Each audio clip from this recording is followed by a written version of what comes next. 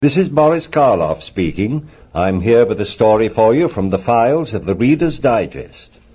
This is the story of William Shakespeare's hometown. From October to April, life in this ancient market town of Stratford-on-Avon flows as gently as the river itself. But comes the spring, and business booms. Long lines of pilgrims pay their shillings to see the house where Shakespeare was born, his mother's girlhood cottage, the property he bought when he returned as the local ne'er-do-well who had made good.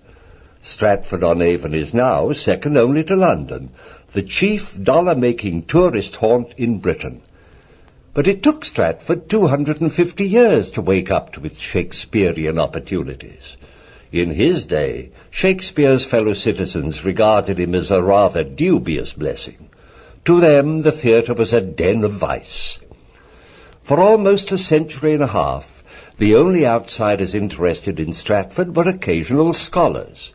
And it wasn't until 1769 that a local landlord was able to rally his townsmen to a public celebration of Shakespeare's anniversary. That year, the great David Garrick came from London to organize a festival. With cannon salvos, public breakfasts and fireworks, there was everything except a Shakespearean performance.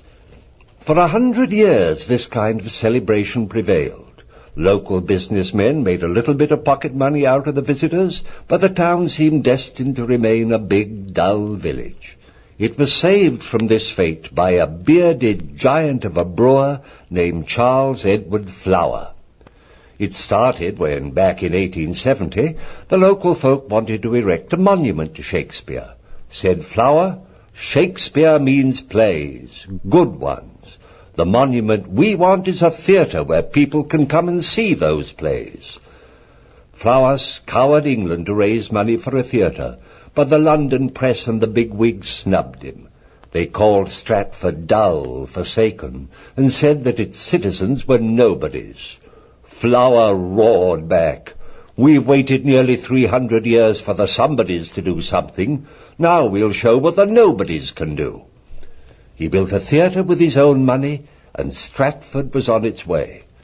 Other local citizens went to work to remake their once sleepy community.